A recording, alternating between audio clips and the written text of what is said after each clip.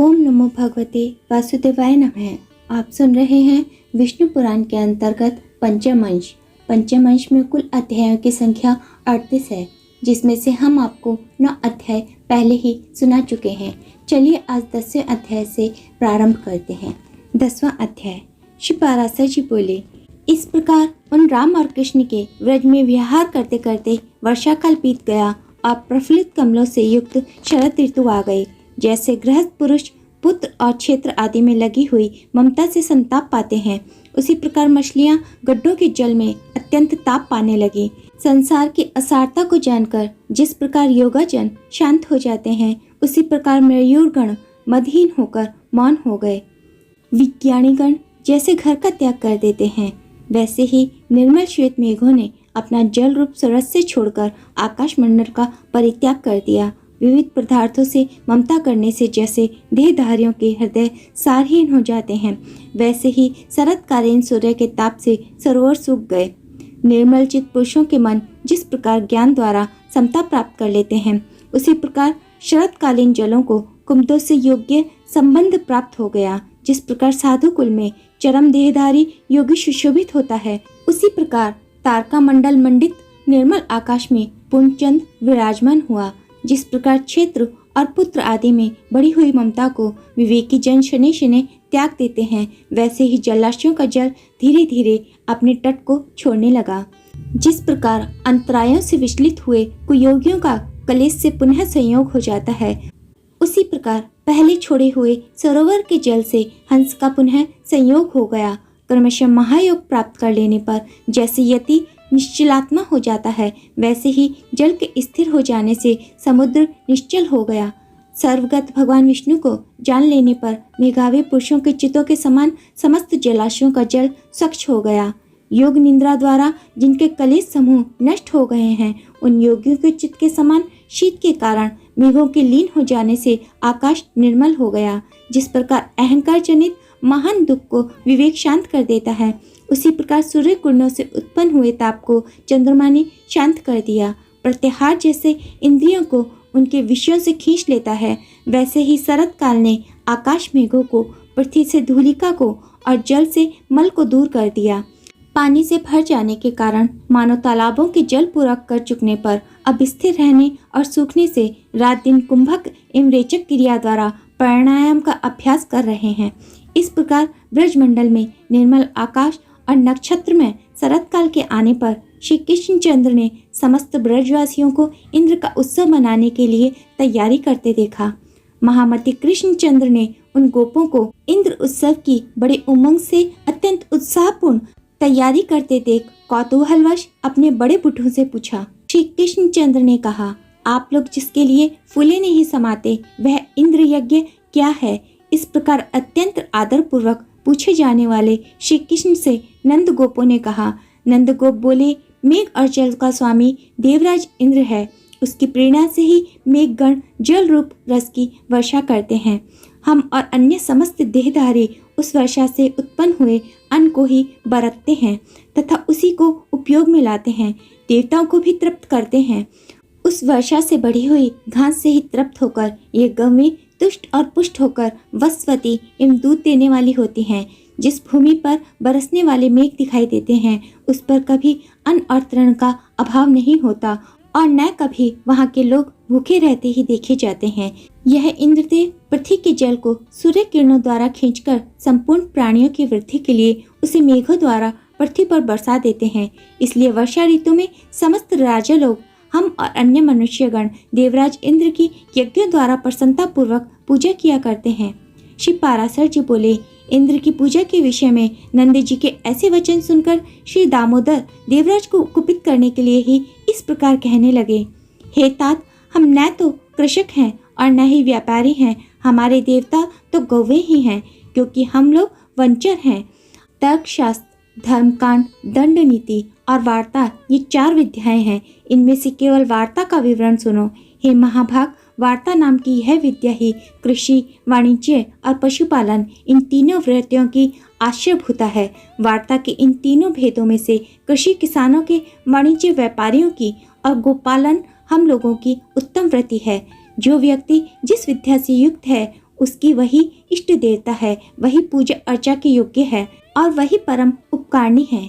जो पुरुष एक व्यक्ति से फल लाभ करके अन्य की पूजा करता है, उसका यही लोक तथा परलोक में कहीं भी शुभ नहीं होता। खेतों के अंत में सीमा है, सीमा के अंत में वन है और वनों के अंत में समस्त पर्वत हैं। वे पर्वत ही हमारी परम गति हैं। हम लोग न तो किवाड़े तथा भित्ति के अंदर रहने वाले लोग हैं और न ही निश्चित ग्रह अथवा खेत वाले किसान हैं। हम लोग तो चक्रधारी मुनियों की भांति समस्त जन समुदाय में सुखी रहते हैं। सुना जाता है कि इस वन के पर्वतगण काम रूपी इच्छा रूप धारण करने वाले हैं। वे मनोवांछित रूप धारण करके अपने शिखरों पर विहार किया करते हैं। जब कभी वनवासी गण इन गिरिदेवों को किसी तरह की बाधा पहुंचाते हैं तो वे सिंहादि रूप धारण करके उन्हें मार डालते हैं। अतः आज से गिरि यज्ञ तथा गो यज्ञ का प्रचार होना चाहिए। हमें इंद्र से क्या प्रयोजन, हमारे देवता तो गौवे और पर्वत ही हैं। ब्राह्मण लोग मंत्र यज्ञ तथा कृषक गण सिर यज्ञ यानी कि हल का पूजन करते हैं। अतः पर्वत और वनों में रहने वाले हम लोगों को गिर यज्ञ और गो यज्ञ करने चाहिए। अतएव आप लोग विधि पूर्वक मिथ्य पशुओं की बलि देकर विविध सामग्रियों से गोवर्धन पर्वत की पूजा करें। आज संपूर्ण व्रज का दूध एकत्रित कर लें और उससे ब्राह्मणों तथा अन्य अन्य याचिकाओं को भोजन कराएं। इस विषय में और अधिक सोच विचार मत करो। गोवर्धन की पूजा, होम और ब्राह्मण भोजन समाप्त होने पर शरद ऋतु के पुष्पों से सजी हुई मस्तक वाले गौवी गिरिराज को प्रदक्षिणा करें। हे गोपगण, आप लोग यदि प्रीति पूर्वक मेरी इस सम्मति के अनुसार कार्य करेंगे तो इससे गौओं को, गिरिराज को और मुझे अत्यंत प्रसन्नता प्राप्त होगी। श्री पाराशर जी बोले। कृष्णचंद्र के इन वाक्यों को सुनकर नंद आदि व्रजवासी गोपों ने प्रसन्नता से खिले हुए मुख से साधु साधु कहा और बोले, हे वत्स, तुमने अपना जो विचार प्रकट किया है वह बड़ा ही सुंदर है। हम सब ऐसा ही करेंगे। आज से गिरि यज्ञ का प्रचार किया जाएगा। तदंतर उन व्रजवासियों ने गिरि यज्ञ का अनुष्ठान किया तथा दही, खीर और मांस आदि से पर्वतराज को बलि दी। सैकड़ों हजारों ब्राह्मणों को भोजन कराया। तत्पश्चात पुष्प चिंता गौओं और सजल जलधारा के समान अत्यंत गर्जन वाले सांडों ने गोवर्धन की परिक्रमा की। हे द्विज, उस समय कृष्णचंद्र ने पर्वत के शिखर पर अन्य रूप से प्रकट होकर यह दिखलाते हुए कि मैं मूर्तिमान गिरिराज हूँ, उन गोप श्रेष्ठों के चढ़ाए हुए विविध व्यंजनों को ग्रहण किया। कृष्णचंद्र ने अपने निज रूप से गोपों के साथ पर्वतराज के शिखर पर चढ़कर अपने ही दूसरे स्वरूप का पूजन किया। तदंतर उनके अंतर्धान होने पर गोपगण अपने अभिष्ट वर पाकर गिरि यज्ञ समाप्त करके फिर अपने अपने गोष्ठों में चले आए। इति श्री विष्णु पुराणे पंचमेशय 10वां अध्याय। ओम नमो भगवते वासुदेवाय नमः। 11वां अध्याय। श्री पाराशर जी बोले, हे मैत्रेय, अपने यज्ञ के रुक जाने से इंद्र ने अत्यंत रोष पूर्वक संवर्तक नामक मेघों के दल से इस प्रकार कहा, अरे मेघों, मेरा यह वचन सुनो और मैं जो कहूँ उसे मेरी आज्ञा सुनते ही बिना कुछ सोचे विचारे तुरंत पूरा करो। देखो, अन्य गोपों के सहित दुर्बुद्धि नंद गोप ने कृष्ण की सहायता के बल से अंधे होकर मेरा यज्ञ भंग कर दिया। अतः जो उनकी परम जीविका और उनके गोपत्य का कारण है, उन गौओं को तुम मेरी आज्ञा से वर्षा और वायु द्वारा पीड़ित कर दो। मैं भी पर्वत शिखर के समान अत्यंत ऊंचे अपने ऐरावत हाथी पर चढ़कर वायु और जल छोड़ने के समय तुम्हारी सहायता करूंगा। श्री पाराशर जी बोले, हे द्विज, इंद्र की ऐसी आज्ञा होने पर गौओं को नष्ट करने के लिए मेघों ने अति प्रचंड वायु और वर्षा छोड़ दी। हे मुने, उस समय एक क्षण में ही मेघों की छोड़ी हुई महान जलधाराओं से पृथ्वी, दिशाएं और आकाश एक रूप हो गए। मेघगण तो मानो इंद्र के भय से भयभीत होकर महान शब्दों से दिशाओं को व्याप्त करते हुए मूसलाधार पानी बरसाने लगे। इस प्रकार मेघों के निरंतर बरसने से संसार के अंधकार पूर्ण हो जाने पर ऊपर नीचे और सब और समस्त लोक जलमय सा हो गया। वर्षा और वायु के वेग पूर्वक चलते रहने से गौओं के कटी, जंघा और ग्रीवा आदि सुन्न हो गए और कांपते कांपते अपने प्राण छोड़ने लगी, अर्थात मूर्छित होने लगी।